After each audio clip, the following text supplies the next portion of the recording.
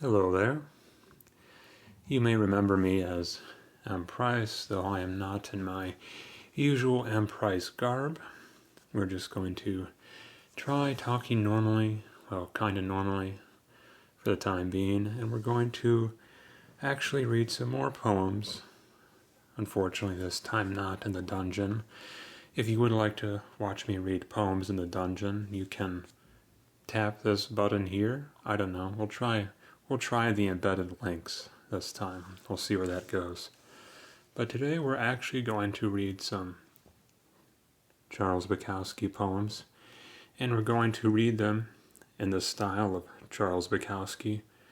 And by that I mean we're going to be reading them with beer. We have, hopefully that makes a nice sound for you. But we're just going to read them with some nice Guinnesses today.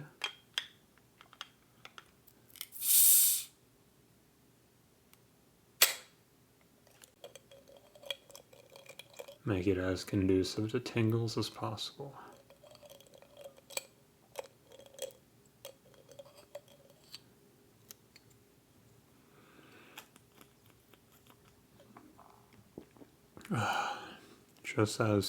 Just as Bukowski intended. Well, here's your beer, which I'll be drinking soon.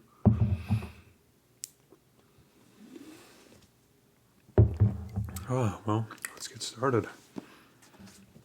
As you'll notice from any book that I read, I actually make little dog ears to indicate the pages and the passages that I like the most. And I'm just partway through, but I still have some poems I'd like to share with you today. So we'll take one more swig of the Guinness here.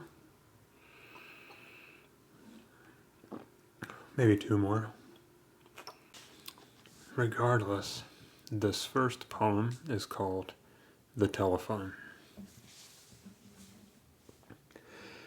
The telephone will bring you people with its ring, people who do not know what to do with their time, and they will ache to infect you with this from a distance, although they would prefer to actually be in the same room to better project their nullity upon you. The telephone is needed for emergency purposes only. These people are not emergencies. They are calamities. I have never welcomed the ring of a telephone. Hello, I will answer guardedly. This is Dwight. Already you can feel their imbecile yearning to invade. They are the people fleas that crawl the psyche. Yes, what is it? Well, I'm in town tonight, and I thought, listen, Dwight, I'm tied up. I can't. Well, maybe another time. Maybe not. Oh my God. It's died again us already. Is this how Bukowski feels? Each person is only given so many evenings, and each wasted evening is a gross violation against the natural course of your life. Besides, it leaves an aftertaste, which often lasts 2 or 3 days depending upon the visitor. The telephone is for emergency purposes. It has taken me decades, and I have finally found out how to say no. Now, don't be concerned for them, please. They will simply dial another number. It could be yours. Hello, he will say, and they will say, this is Dwight, and then you will be the kind, understanding soul. It's a fun one. Skippity skip. But of course,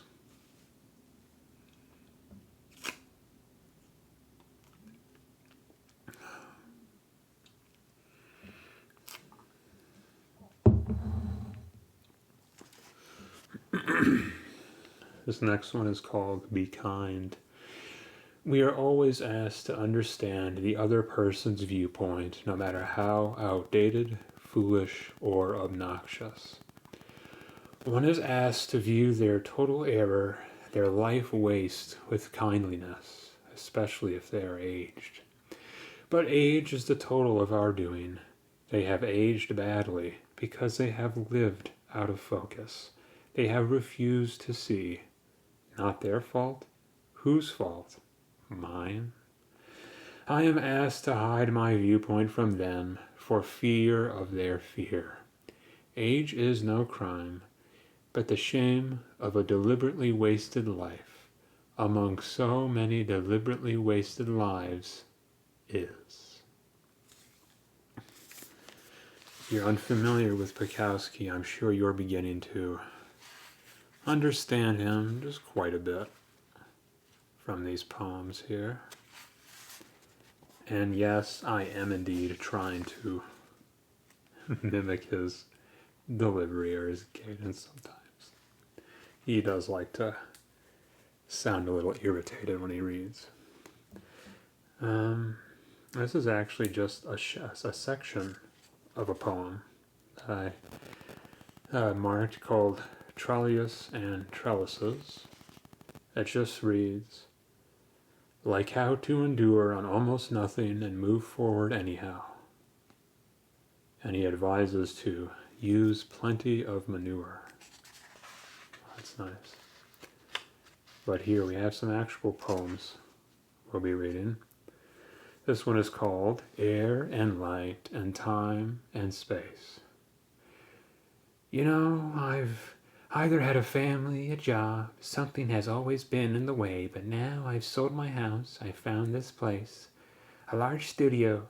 You should see the space and the light. For the first time in my life, I'm going to have a place and the time and the will to create. No, baby. If you're going to create, you're going to create. Whether you work 16 hours a day in a coal mine, or you're going to create in a small room with 3 children while you're on welfare. You're going to create with part of your mind and your body blown away.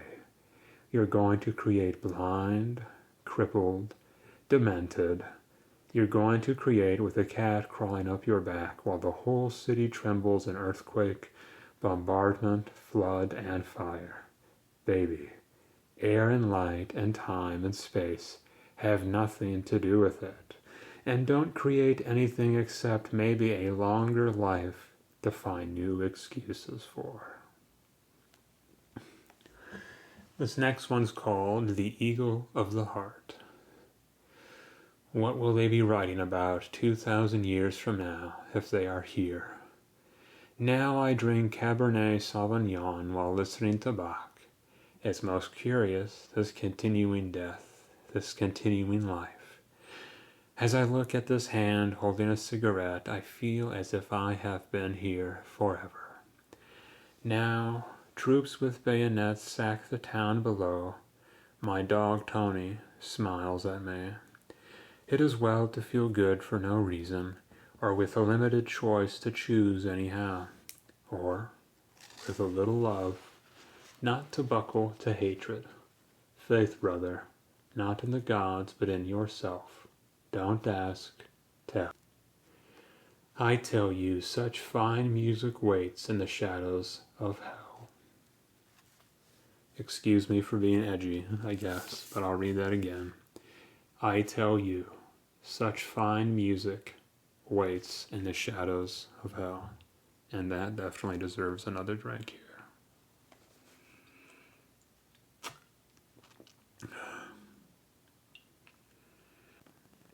I only have these two. We drank the rest at Dungeons and Dragons last night, actually. Which, it's going to be a long time till we get there, but eventually I'm going to be running my own campaign with Dungeons and Dragons, and I'd like to actually film bits and pieces of when we run my campaign, just to kind of give you an overview of how I wrote it, because I do consider myself a writer, I suppose. So, look forward to that in like 2 years, maybe? when we complete the campaign we're on and the next one, and eventually get to mine, and I have time to run through the entire thing. So, look forward to it. Alright, so I have a fun little bit of M Price trivia right here. Because I'm just starting out and I don't really know what I'm doing with this whole YouTube deal, the camera and the microphone and the recording device I use for all of this is like old and used and whatnot.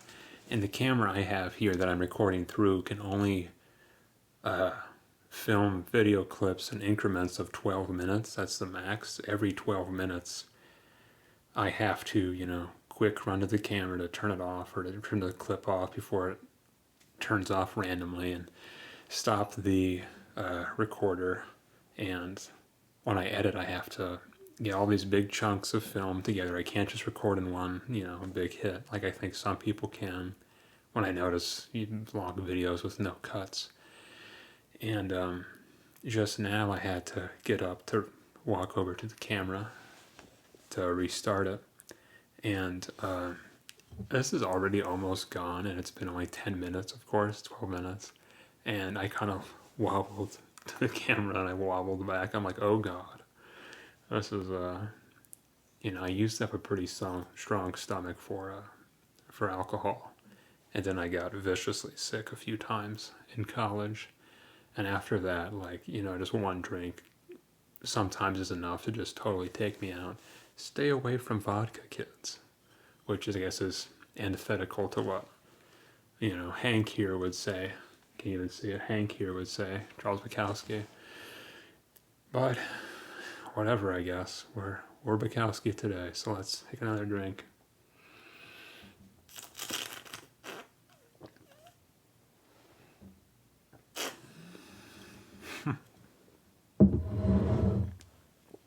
One down, we'll flick the bottle cap. I don't know, Badlands Chugs does it. Shout out to Badlands Chugs. And if he can do it, certainly I can too. Let's skip ahead. Alright. This is, I'm not sure there's two poems here. I'm not sure which one I meant, so we'll just read both. Poetry. It takes a lot of desperation, dissatisfaction, and disillusion to write a few good poems. That's not for everybody, either to write it or even to read it. Dinner, 1933. When my father ate, his lips became greasy with food.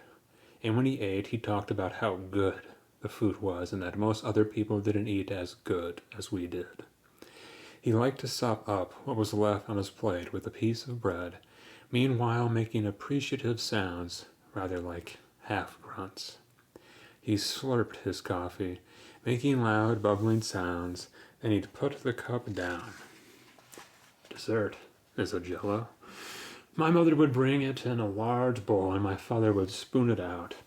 As it plopped in the dish, the Jell-O made strange sounds, almost fart-like sounds. Then came the whipped cream, mounds of it on the Jell-O. Ah, Jell-O and whipped cream. My father sucked the Jell-O and whipped cream off his spoon. It sounded as if it was entering a wind tunnel. Finished with that, he would wipe his mouth with a huge white napkin, rubbing hard in circular motions, the napkin almost hiding his entire face. After that, out came the Camel's cigarettes. He'd light one with a wooden kitchen match, then place the match, still burning, onto an ashtray. Then a slurp of coffee, and the cup back down, and a good drag on the Camel. Ah, that was a good meal. Moments later, in my bedroom, on my bed, in the dark, the food that I had eaten, and what I had seen was already making me ill. The only good thing was listening to the crickets out there in another world I didn't live in. Oh, Hank. This next one is called Handouts. Sometimes I am hit for change 3 or 4 times in 20 minutes, and 9 times out of 10 I'll give. The time or two that I don't, I have an instinctive reaction not to, and I don't, but mostly I dig and give, but each time I can't help but remember the many times Hollowed-eyed, my skin tight to the ribs, my mind airy and mad, I never asked anybody for anything. And it wasn't pride, it was simply because I didn't respect them, didn't regard them as worthy human beings. They were the enemy, and they still are, as I dig in and give.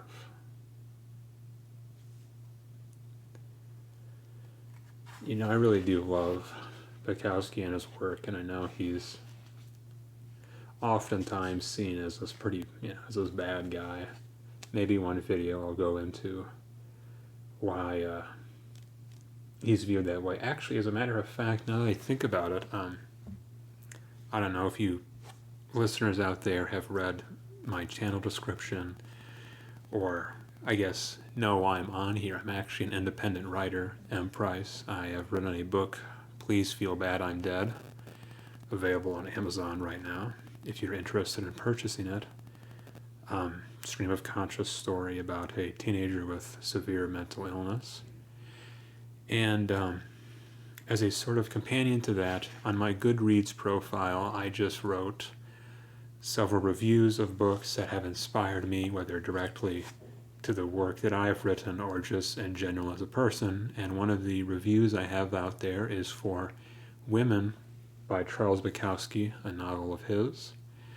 And I encourage you, if you're out there and if you're interested in reading, if you're interested in literature, to check it out. It's actually, I don't want to say it's good, but I guess that's kind of encapsulates, again, this is already working, encapsulates how I perceive Bukowski and why I think people are so outraged with him on a general level and what I think his true intents are. And if you're interested in Bukowski, besides his poetry, check out his novels, of course. There's a sort of, I feel, trilogy of Ham on Rye, Post Office, and then, of course, Women, the one I just mentioned, as a sort of 3 stages of his life. Ham on Rye being his youth, which, weirdly enough, is very similar to how I grew up, which is one of the reasons why he's my favorite author, probably, I'd say.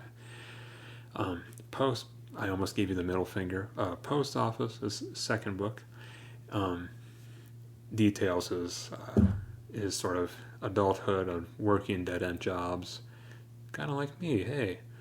Until he eventually got discovered, I guess. And Women is when he's finally, famous and wealthy-ish and, renowned as this disgruntled poet and writer, I suppose. But check them out. They're pretty cool. And as I say this, I think I need our second Guinness here, which is already kind of sweating out a bit here.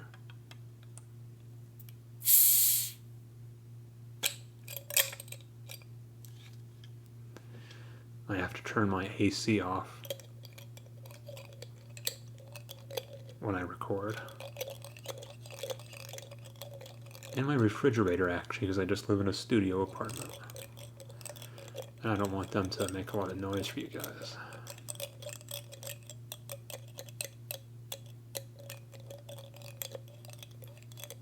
Alright, Badlands Chug style, let's flick the bottle cap into the phone, camera, sorry. That was terrible. I apologize for that. Here we go.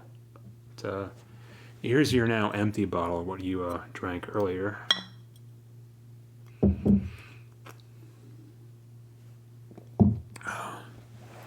Let's get into more Bukowski. This next one is called Peace.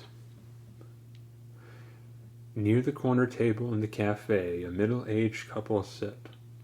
They have finished their meal, and they are each drinking a beer. Hey, like us. It is 9 in the evening. She is smoking a cigarette. Then he says something. She nods. Then she speaks. He grins, moves his hand. Then they are quiet. Through the blinds next to their table, flashing red neon blinks on and off. There is no war. There is no hell. Then he raises his beer bottle. It is green. He lifts it to his lips, and tilts it.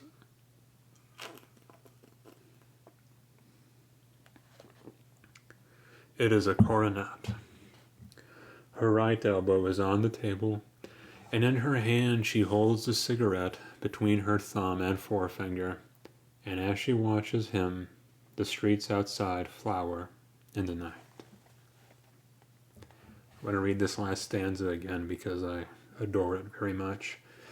Her right elbow is on the table, and in her hand she holds the cigarette between her thumb and forefinger, and as she watches him, the streets outside flower in the night.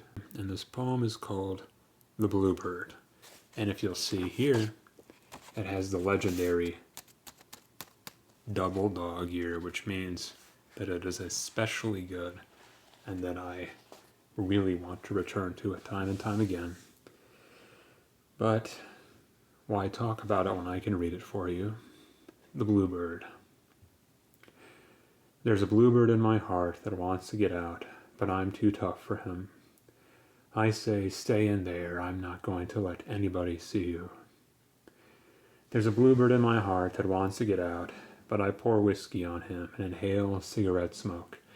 And the whores and the bartenders and the grocery clerks never know that he's in there. There's a bluebird in my heart that wants to get out, but I'm too tough for him. I say, stay down. Do you want to mess me up? You want to screw up the works? You want to blow my book sales in Europe?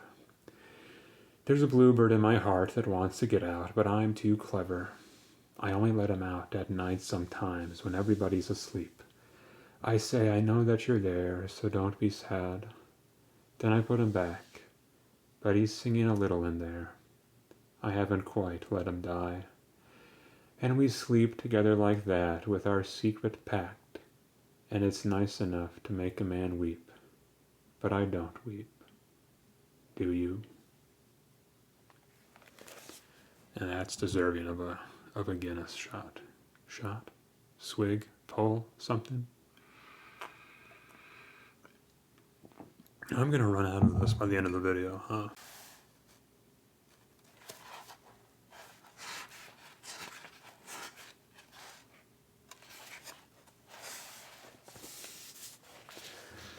This next poem is called Spark.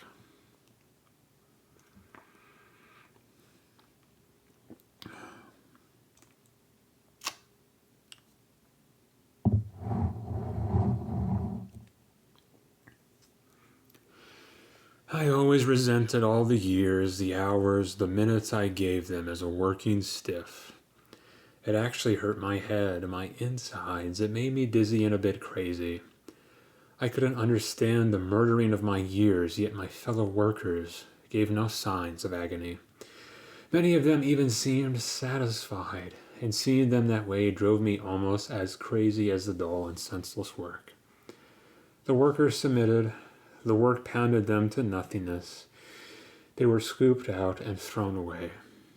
I resented each minute, every minute that it was mutilated, and nothing relieved the monotony. I drank away my few leisure hours. I worked for decades. I lived with the worst kind of women. They killed what the job failed to kill. I knew that I was dying. Something in me said, go ahead, die, sleep, become as them, accept.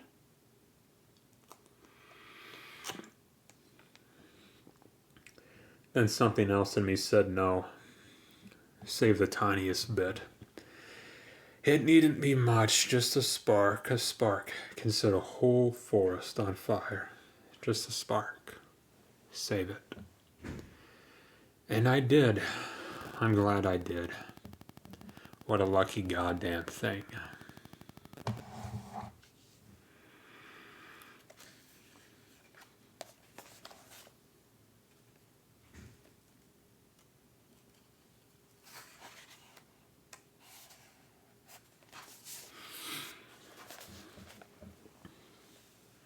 Oh, this one's several pages long. Let's see how this goes. Wandering in the cage. Languid conjecture during hours of moil, trapped in the shadows of the Father. Sidewalks outside of cafes are lonely through the day.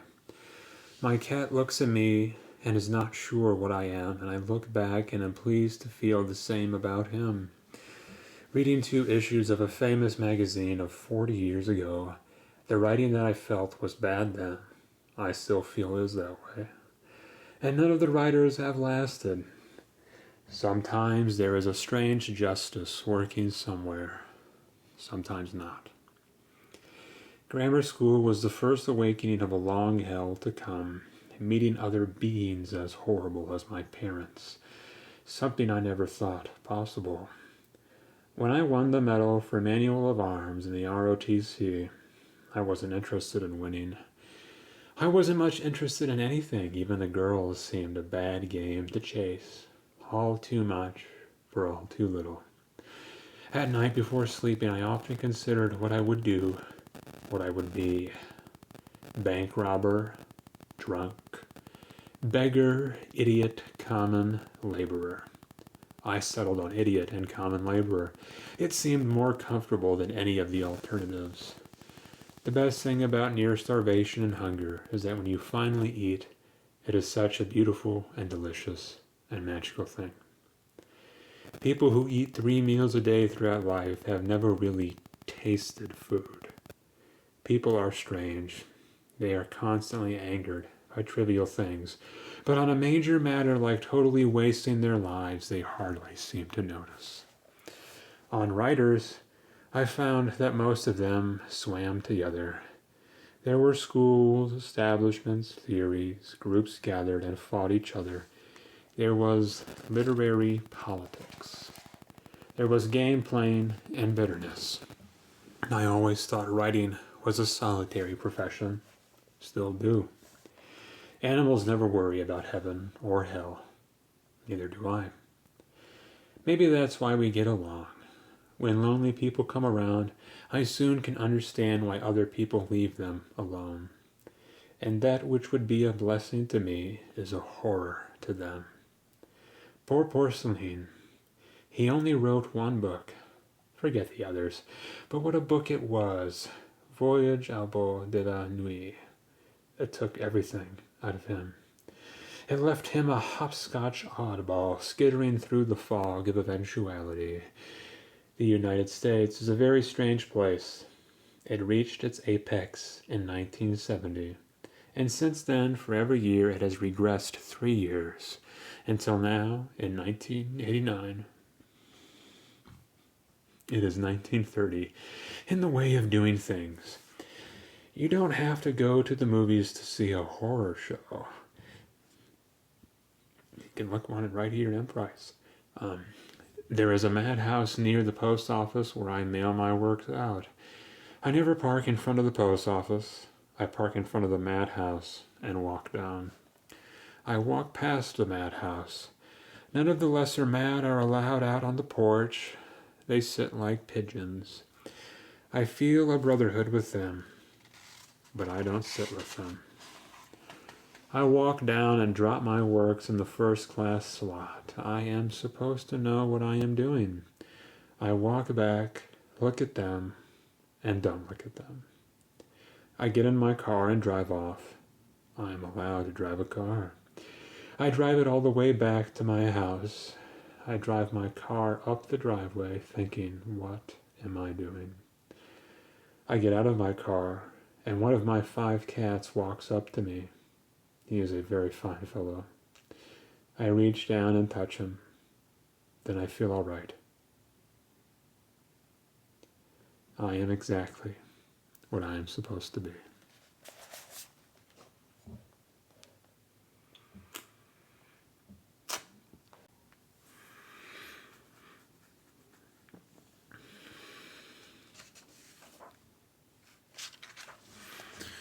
You know, this next one, the pack, isn't, it's called the pack. It's not dog-eared, but dogs is in the first sentence, so I have to read it, of course. And I also have to change the camera because my 12 minutes are up, it appears. Anyway, the pack, featuring dogs. Dog City never sleeps. The dogs are at it again. They leap and tear, back off, circle, then attack again. And I had thought this was over. I had thought that they had forgotten. Now there are only more of them, and I am older now. And the dogs are ageless, and have always, as they tear not only at the flesh, but also at the mind and the spirit. Now they are circling me in this room. They are not beautiful. They are the dogs from hell, and they will find you, even though you are one of them now.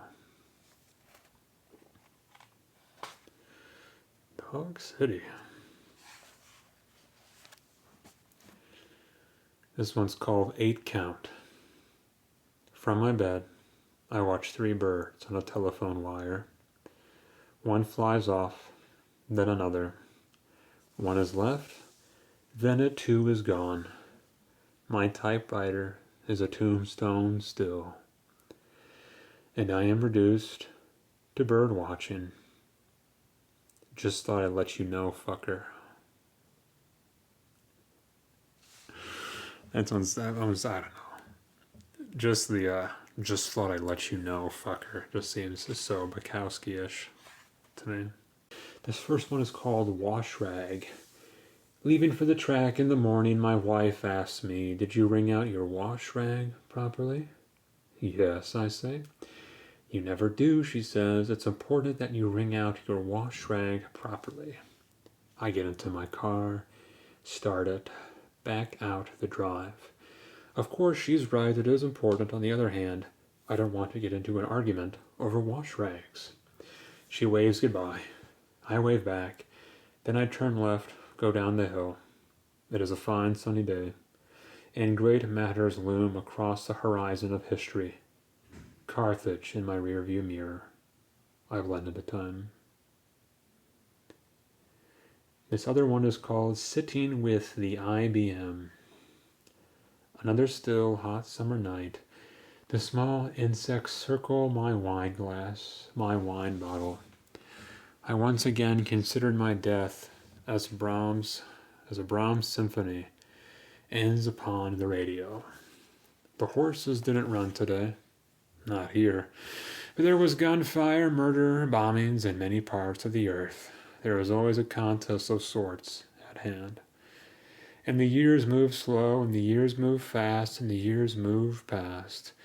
It seems not so long ago that old Henry Miller was still alive, always finding new young girls to dust his lampshades, pose for him, and make him nice little meals. What a ladies' man. He could never get enough of them. Anyhow, my 5 cats dislike the heat. They sit outside under the cool juniper bushes listening to me type. Sometimes they bring me presents, birds or mice. Then we have a little misunderstanding. Then they back off, looking at me, and their eyes say, "This guy's nuts. He doesn't know what this is the way it works." Another hot summer night as I sit here and play at being a writer again. And the worst thing, of course, is that the words will never truly break through. Sorry, don't blame me, please. Blame Guinness. Of course, is that the words will never truly break through for any of us. Some nights I have taken the sheet out of the typer and held it over the cigarette lighter, flicked it, and waited for the result. "Hank, are you burning things again?" my wife will ask. Anyhow, there's another composer on the radio now, and there is only so much he can do with his notes. I am proud for him, and yet sad for him too. The radio is old and dusty, and through the speaker he talks to me. It's as if he were hiding in there, and I want to console him.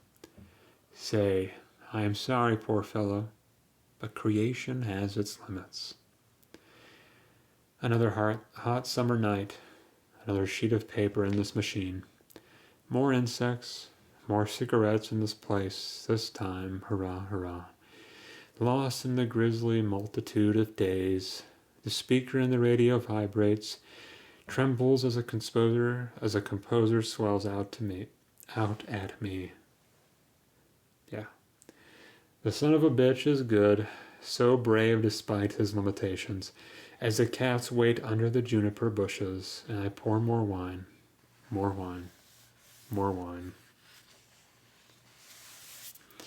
More Guinness, more Guinness, more Guinness, I guess.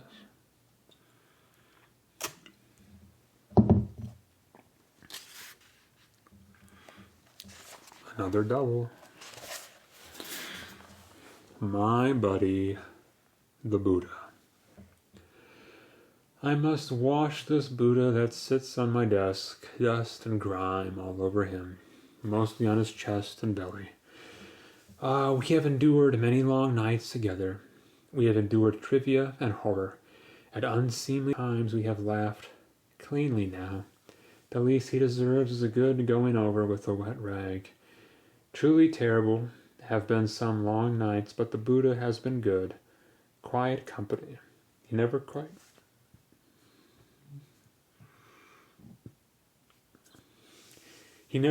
looks at me, but he seems to be forever laughing. He's laughing at this muck of existence. Nothing to be done. Why clean me, he now asks. I will only dirty again. I'm only pretending at some dumb sanity, I answer. Drink your wine, he responds. That's what you're good at. And, I ask, what are you good at? He returns, I am good at almost watching you. Then he becomes silent. He holds a circle of beads with a tassel. How did he get in here? The interviewers. The interviewers come around, and there is nothing that you can really tell them. It's embarrassing, and the easiest way out is to get yourself and them drunk. Sometimes there is also a cameraman, hey, and a sound man, hey. And so it becomes a party with many bottles needed. I don't think they want to hear the literary crap either. It seems to work out all right. I get letters later. I really had a good time. Or, it was the best time I ever had. How strange. All I remember of any particular night is saying goodbye at the door with, don't leave anything behind, so you have to come back. Sounds like him. Let me finish my Guinness here.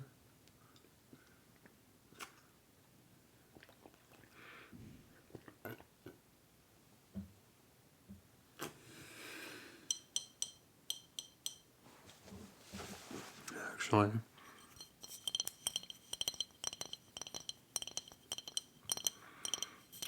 do this for a minute or so. Why not? Intermission.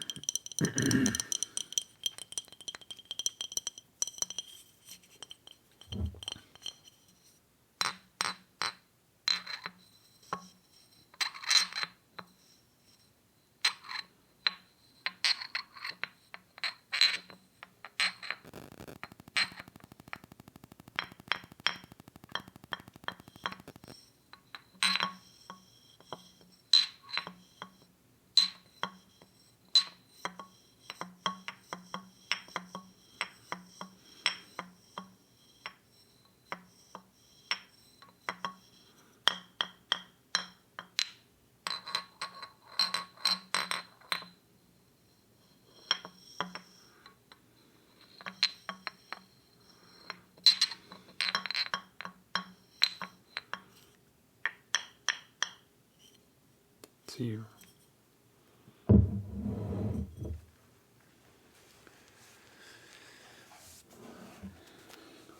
Off and on. At times I still consider coughing it up.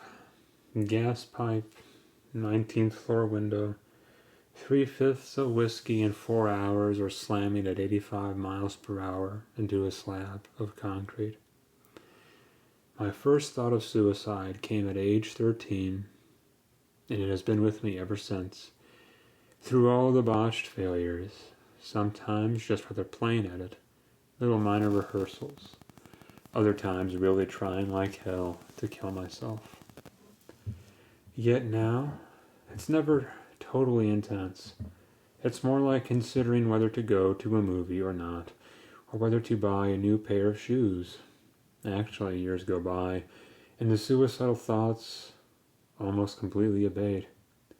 Then suddenly they return like, look here, baby, Let's give it another shot. And when it returns, it's fairly compelling, but not so much in the mind as in the old days. But strangely, suicide waits in the odd little places. On the back of your neck, or at a spot just under the chin, or along the arms like sleeves of a sweater. It used to hit the gut. Now it's almost like catching a rash. I will be driving along in my car with the radio on, and it will leap at me, and I will smile at it, remembering the old days when those I knew thought that my daring, crazy acts stemmed from bravery. I will drive for several hours, up and down strange streets in strange neighborhoods, at times slowing down carefully where children are playing in the road. I will park, go into cafes, drink coffee, read newspapers. I will hear voices speaking of ridiculous and dull things. I will be back in the car driving along, and at once everything will lift. We all live in the same world. I will have to pay my gas bill, get a set of new reading glasses. I will need a new tire, left rear, and I think I've been using my neighbor's garbage can. It is fine to be normal again, and as I pull into the driveway, a large white moon smiles at me through the windshield of evening. I brake, get out, close the car door.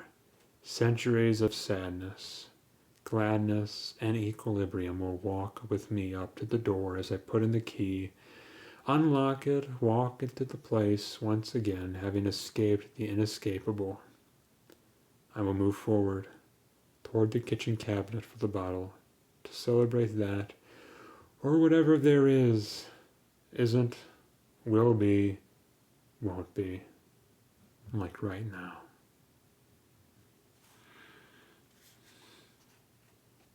All right. We are now treading into new territory.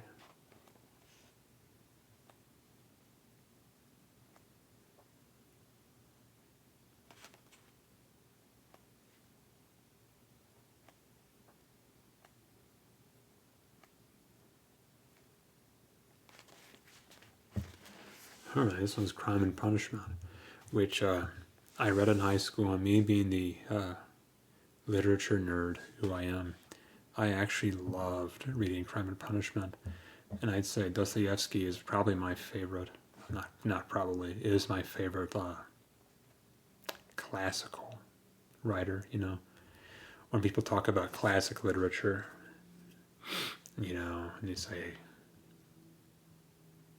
God, sorry, my mind's blanking, like Dickens or Austen or Twain or Dostoevsky, the people who, you know, you think about when you think of classic literature. Dostoevsky is by far my favorite. So let's read Crime and Punishment. Mr. Sanderson was the principal of my high school, and it seemed that much of the time I was in Mr. Sanderson's office, and I had no idea why. The teacher would send me down with a sealed envelope. Mr. Sanderson would open the envelope, read the enclosure, and then look at me. Well, here we are again. We just can't behave ourselves now, can we? He always said the same thing. I rather liked the idea of being bad, but I had no idea that I was. I didn't protest because I thought that the teachers were stupid, and that Mr. Sanderson was stupid, so there was nobody to protest to. Certainly not my parents, who were no more stupid than any of them. All right, Mr. Sanderson would say, go into the phone booth, close the door, and don't come out until I tell you to. It was one of those glass-tinned phone booths with a little seat. All the times I sat there, the phone never rang, and it was stuffy in there. All you could do in there was think, and I didn't want to think. Mr. Sanderson knew that. There were magazines in there, and they were all dull, fancy ladies' magazines, but I read them anyhow. And that really made me feel bad, which is what Mr. Sanderson wanted. Finally, After 1 or 2 hours, he would bang on the door with his big fist and yell, "All right, you can come out of there now, and I don't ever want to see you in here again." But I'd be back many times, never quite knowing why. Finally, like somebody doing time, I got out of that high school, and it was a couple of years later that I read in the newspaper that Mr. Sanderson had been prosecuted, fined, and jailed for embezzlement of school funds. While I had been in that phone booth, dealing with myself, that son of a bitch had been making his moves. I felt like going down to the jail and dumping a bunch of ladies' home journal on him, but of course I didn't. I felt good enough about it, just the way it was.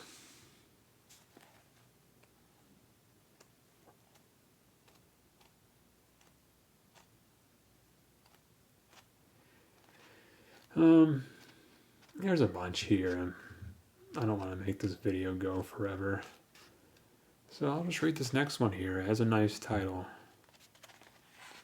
The Soldier, His Wife, and the Bum. I was a bum in San Francisco, but once managed to go to a symphony concert along with that well-dressed people. And the music was good, but something about the audience was not. And something about the orchestra and the conductor was not. Although the building was fine and the acoustics perfect, I preferred to listen to the music alone on my radio. And afterwards I did go back to my room, and I turned on the radio, but then there was a pounding on the wall. Shut that goddamn thing off. There was a soldier in the next room, living with his wife, and he would be soon going over there to protect me from Hitler, so I snapped the radio off, and then heard his wife say, "You shouldn't have done that." And the soldier said, "Fuck that guy," which I thought was a very nice thing for him to tell his wife to do. Of course, she never did. Anyhow, I never went to another live concert, and that night I listened to the radio very quietly, my ear pressed to the speaker. War has its price, and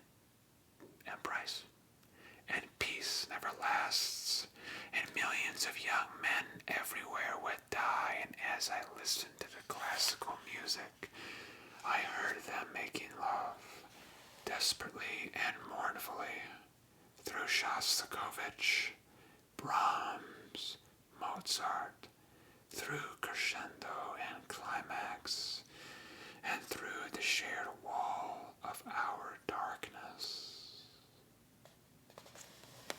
And we'll end it there. By the way, I don't think I mentioned this is Charles Bukowski's The Last Night of the Earth poems. So we'll just set this off to the side and really thank you for joining me today, whoever you are, or if you've even made it this far in the video. I really do appreciate your support and,